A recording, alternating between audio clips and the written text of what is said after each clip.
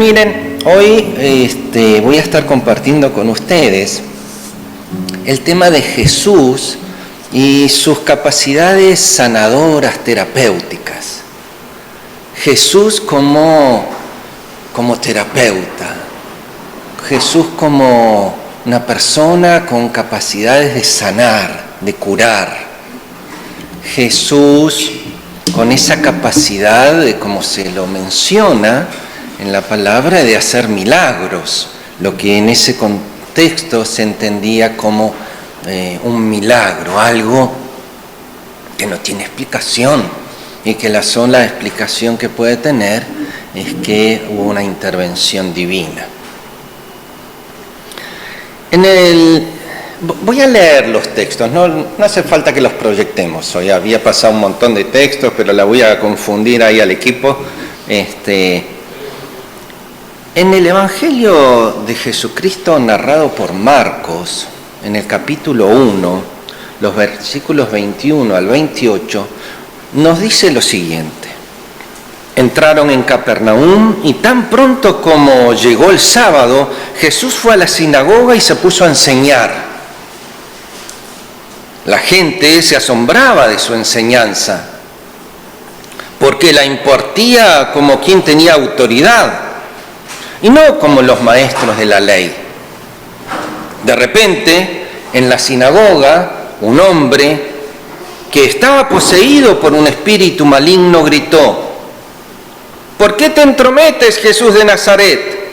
Has venido a destruirnos. Yo sé quién eres tú, el Santo de Dios, decía el espíritu. Cállate, le respondió Jesús, sal de ese hombre. Entonces el espíritu maligno, sacudido al hombre, violentamente salió él dando alaridos. En el inicio, nosotros vemos, en el inicio de la narración de Marcos, vemos a Jesús enseñando y Jesús sanando. Inicia su ministerio de esa manera en Capernaum, enseñando y sanando. Las dos tareas quedan entrelazadas. Y si uno continúa leyendo la vida de Jesucristo, ve que esas dos tareas, enseñanza y sanidad, quedan unidas. La curación da autoridad a la enseñanza y la enseñanza le da sentido a la curación. Enseñar es otra forma de curar o de sanar, y curar es otra forma de enseñar. Y así debemos leer, en esta clave debemos leer el Evangelio de Jesucristo, leer sus enseñanzas y entender sus curaciones. Jesús y los milagros, ¿es realidad o es ficción? ¿Es invento de gente ignorante? ¿Ocurrió realmente? La práctica sanadora de Jesucristo, o la práctica terapéutica de Jesucristo, o la práctica de milagros de Jesucristo, es uno de los elementos históricos más ciertos de su actividad. Quien lo dice es un historiador suizo con el cual estuve leyendo una publicación, que es reconocido en este tiempo como el historiador que más ha profundizado desde la perspectiva histórica, con la evidencia científica histórica, más ha profundizado en el conocimiento del Cristo histórico. Hay diferentes fuentes que acreditan la veracidad de estas situaciones. Los evangelios son una de las fuentes. Las fuentes judías que no están en los evangelios acreditan la existencia de un sanador, el Cristo. Y otros libros apócrifos también acreditan y dicen y cuentan y narran de estas situaciones de Jesús. En los evangelios hay censado 27 milagros. más una serie de prácticas de carácter colectivo, milagros colectivos que no se mencionan específicamente. Jesucristo transmitió esa capacidad sanadora o terapéutica a sus discípulos. Lucas 10:9 nos dice que dijo: sanen a los enfermos que encuentren allí y díganles que el reino de Dios está cerca de ustedes. O sea, Jesucristo no solamente sanó, sino que compartió esa capacidad, esa práctica sanadora con su grupo de discípulos y discípulas. En el primer siglo hay numerosos sanadores. Nos permite esto afirmar que así lo dicen textos de los judíos como greco-romanos, que hay numerosos sanadores en el primer siglo. Nos permite esto afirmar que Jesucristo no era ni el único ni el primero. Habían otros que también tenían esta práctica sanadora. En Marcos 9:38 tenemos lo siguiente: Maestro, dijo Juan, vimos a un hombre que expulsaba demonios en tu nombre y se lo impedimos, porque no es de los nuestros. Un ejemplo de que existían otros con estas prácticas sanadoras de expulsión de demonios en este caso. En Mateo 12:27 dice: ahora bien, si yo expulso a los demonios por medio de Belcebú, los seguidores de ustedes, ¿por medio de quién los expulsan? Por eso ellos mismos los juzgarán a ustedes. Otro ejemplo de la existencia de otros que tenían prácticas sanadoras. En Hechos 19:13 tenemos otro ejemplo que dice: algunos judíos que andaban expulsando espíritus malignos intentaron invocar sobre los endemoniados el nombre del Señor Jesús. Decían: en el nombre de Jesús, a quien Pablo predica, les ordeno que salgan. O sea, Jesús no era ni el único ni el primero. Pero, ¿cómo curaba Jesús? ¿Hay alguna particularidad en la manera que operaba Jesús? ¿Cómo se curaba la gente en aquella época? Las evidencias que tenemos nos dice que había una élite, un grupo reducido, una élite, que consultaba a los médicos, pero era una cosa muy costosa.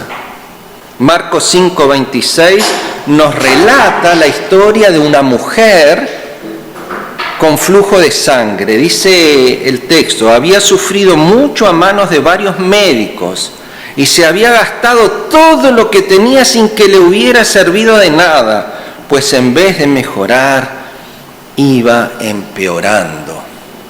O sea que algunos buscaban sanidad en los médicos.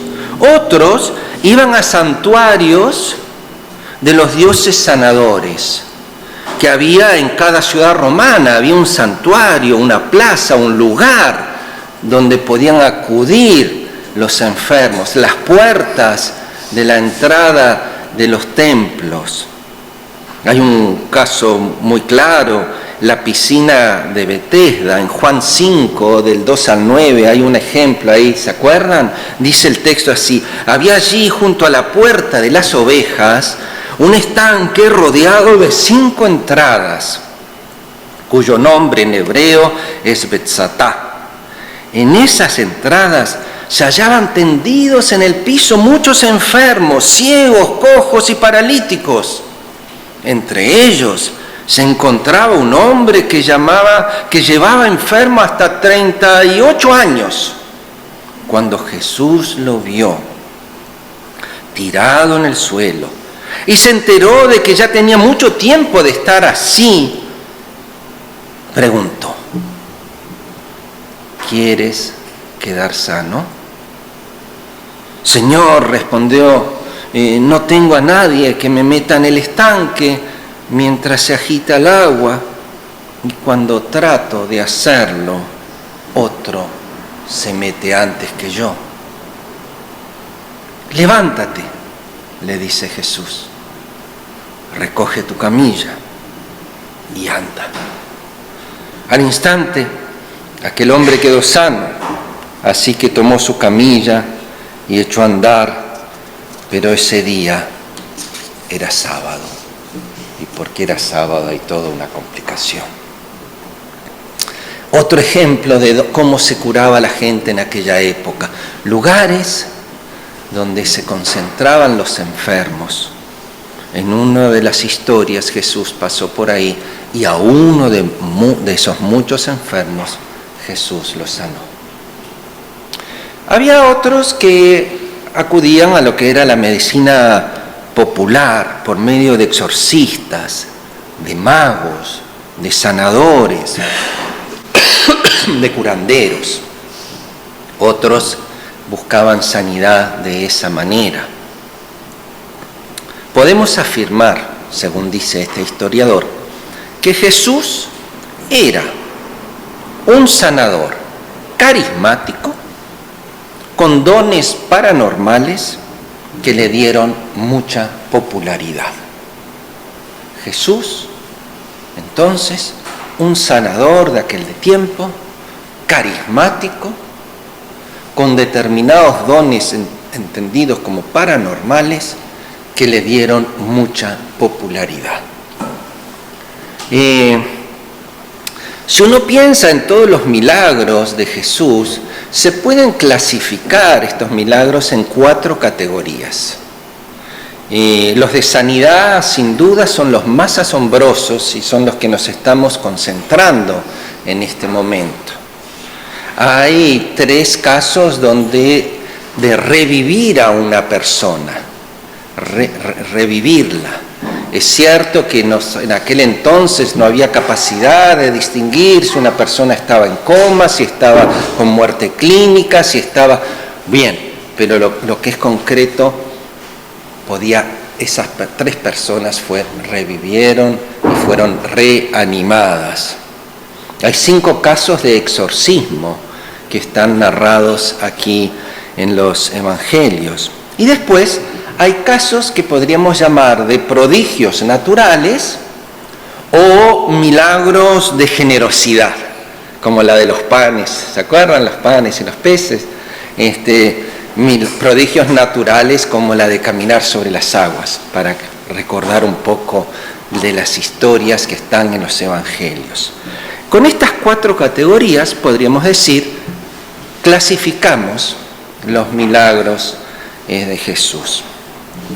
Ahora, un mismo milagro de Jesús, desde la perspectiva histórica y desde la perspectiva contemporánea, puede llegar a tener distintas interpretaciones. De hecho, si nosotros nos ponemos a dialogar entre nosotros o dialogamos con otras personas, sean estas de otras iglesias o no cristianos, algunos podrán decir en una lectura, pensemos en el milagro de Jesús caminando sobre las aguas. ¿Se acuerdan?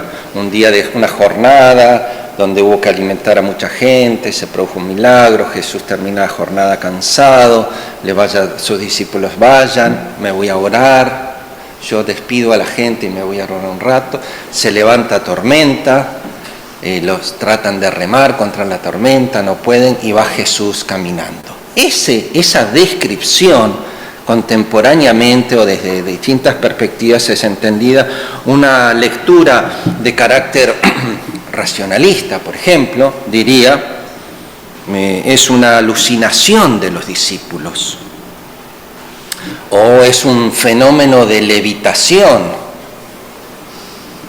Otra lectura, quizás de carácter más literal, diría, no hay ninguna sorpresa, si es el creador de todo, puede perfectamente suspender las leyes de la naturaleza en determinado momento y caminar sobre el agua, es el creador. Una lectura más de carácter místico podría decir, es como una parábola, es algo simbólico, Es una parábola que nos quiere enseñar algo. Otra lectura, más de corte histórico de las religiones, puede decir: los grandes hombres, deidades, hombres dioses, han caminado sobre las aguas, y posteriormente los cristianos quisieron poner a Jesús en esa categoría de hombres o de deidades que han caminado sobre las aguas. Independientemente del tipo de interpretación, creo que deberíamos hacer mucha atención a lo que nos dice Juan. Juan en su Evangelio nos dice que los milagros son señales. Y acá retomo con aquello del inicio, la enseñanza y el milagro. Juan nos dice: los milagros son una señal, nos quieren señalar algo, nos quieren ayudar a que focalicemos la mirada en una cosa. El milagro es una señal. En este sentido, un señor llamado Johannes Weiss dice: Jesús no curaba porque tenía una práctica, una técnica médica, terapéutica, sanadora o muy desarrollado o muy especial. Él ponía esa práctica al servicio de la lucha contra el mal. O sea, su práctica, su capacidades las ponía al servicio de la lucha contra el mal y al servicio del anuncio del reino de Dios.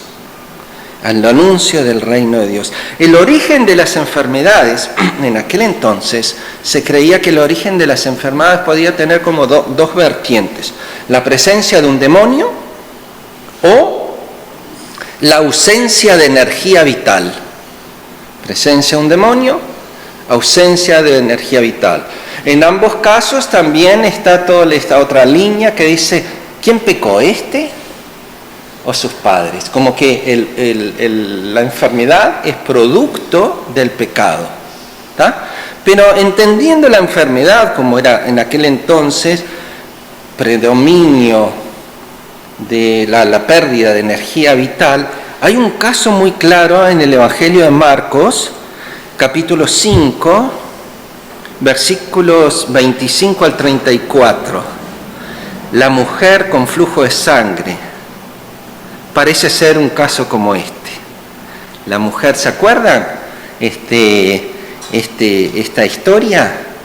Jesús está caminando con un grupo de personas, está rodeado, lo están empujando, y de repente Jesús dice: ¿quién me tocó? Y los demás dicen: vos, te están tocando todos, te están apretando, ¿cómo quién me tocó? Esta mujer lo tocó de una manera y hubo una pérdida o una salida de energía de Jesús, y Jesús percibe eso. No era un vínculo, un contacto cualunque. Esta mujer iba por sanidad, lo tocó y se liberó una energía de Jesús, llamémoslo así, que la sanó. Y ella se dio cuenta que algo había pasado en ese momento. Al punto tal que cuando Jesús empieza a buscar quién me había tocado con este tipo de relación, donde se había liberado una energía, esta mujer recobró esa energía vital que necesitaba. ¿Qué nos dicen los evangelios de cómo sanaba Jesús? ¿Cuál era el modus operandi? Hay dos cosas que se repiten bastante. Una que era tocando y otro que era con el uso de saliva.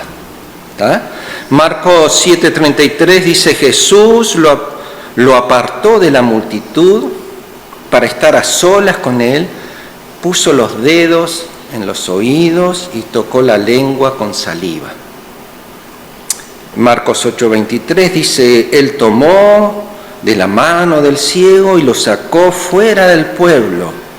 Después de escupir en sus ojos y de poner las manos sobre él, preguntó: ¿puedes ver algo? Esto se repite: tocar y usar saliva. Decíamos que Jesucristo no era el único, pero ¿qué características particulares tenía Jesús al hacer los milagros? Y vamos a mencionar algunas. Jesús nunca usó su poder de milagro para dañar a otros. Un elemento. Para hacer un trabajo malo, como a veces en algunos grupos religiosos se piden hacer un trabajo malo.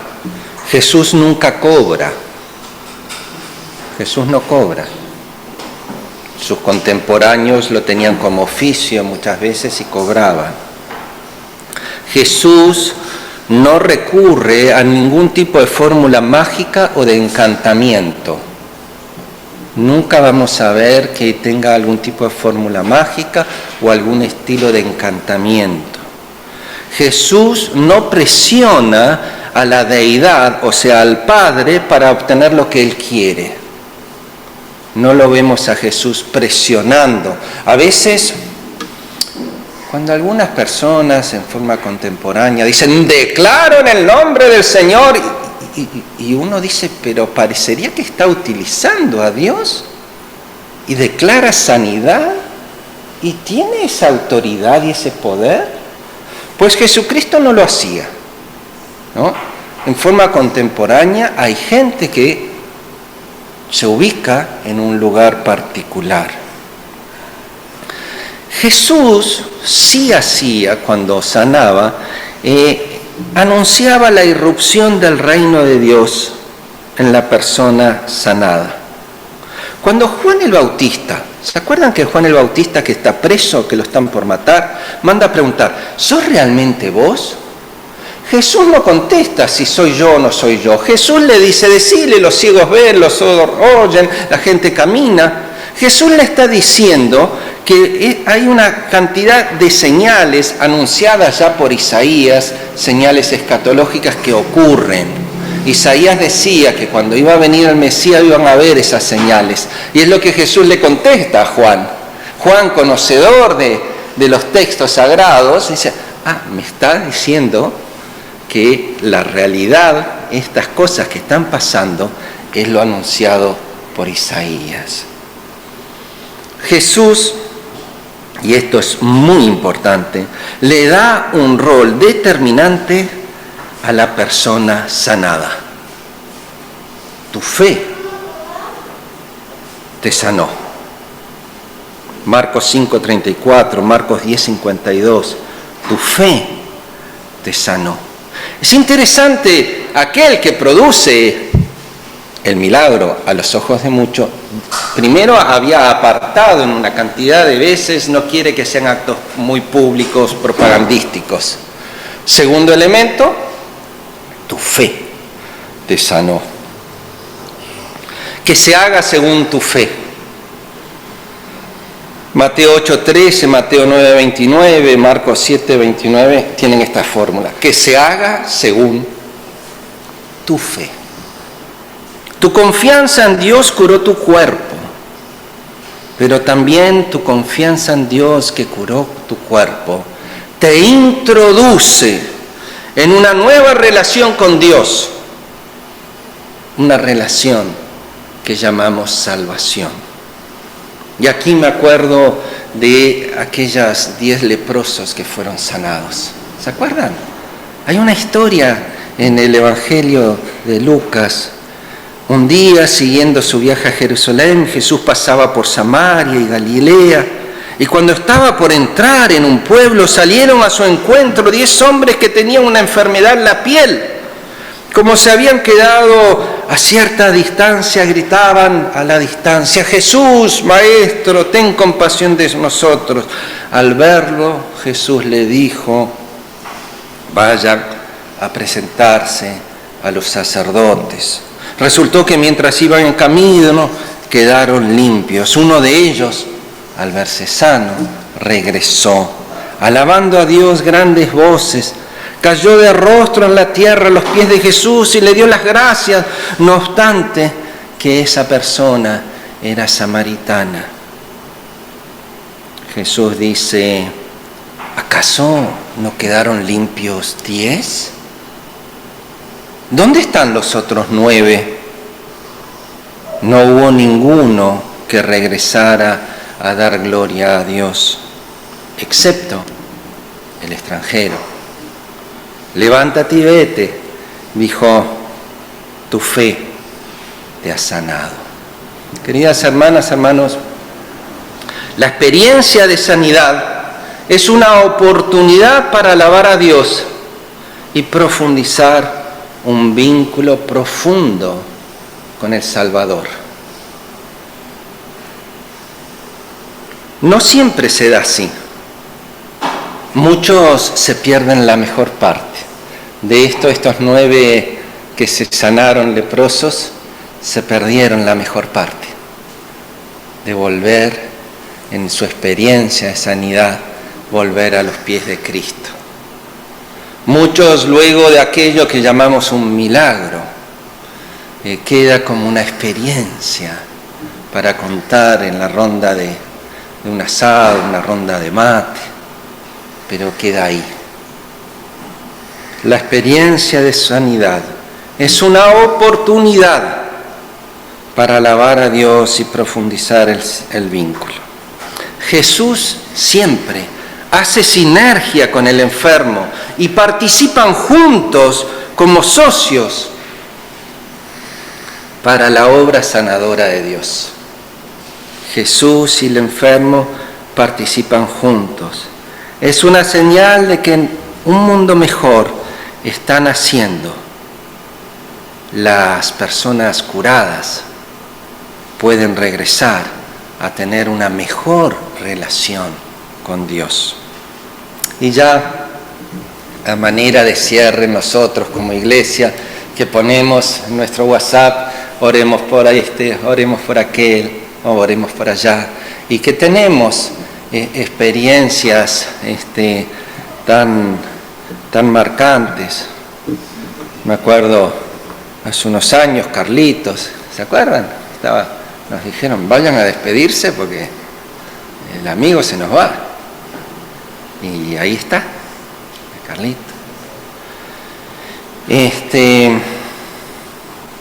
¿Cuántas veces decimos, es un milagro? Los médicos no entienden nada de lo que pasó.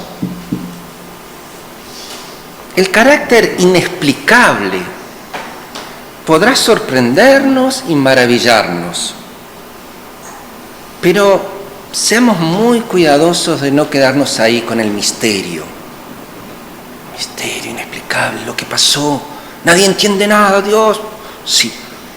Volvamos, en milagros deben ser interpretados como señales. Los milagros son señales de Dios, son señalamientos.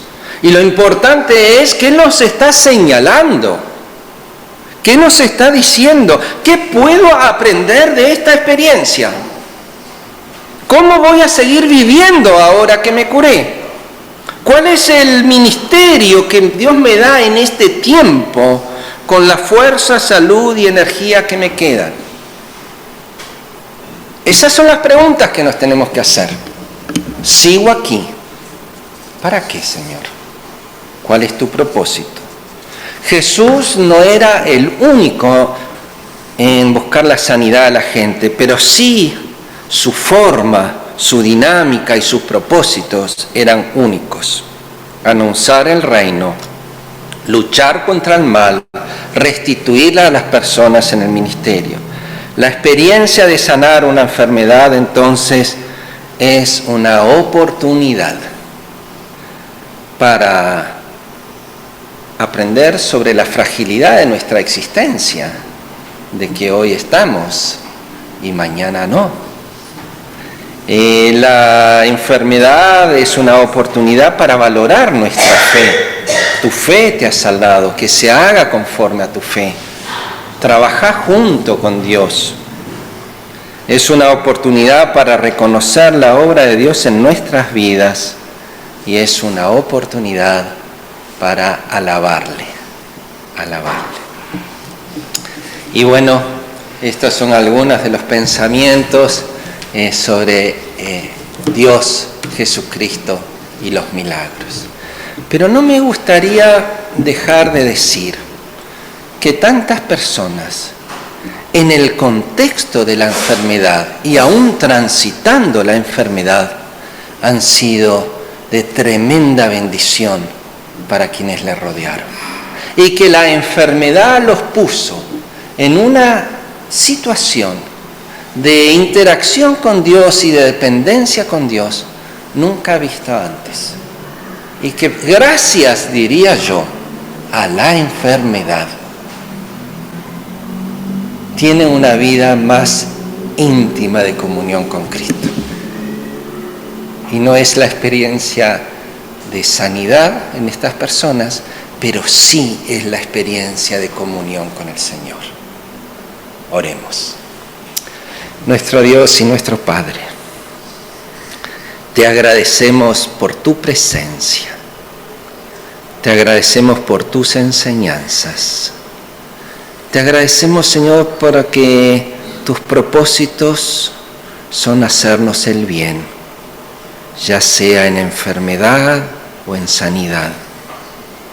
Tú, Señor, conduces nuestras vidas, has ido a preparar lugar para nosotros, de ti venimos y a ti volveremos. Ayúdanos a vivir en este tiempo, aquí y ahora, al lado tuyo, confiando, anunciando, perdonando, construyendo paz y justicia. En el nombre de Jesús. Amén.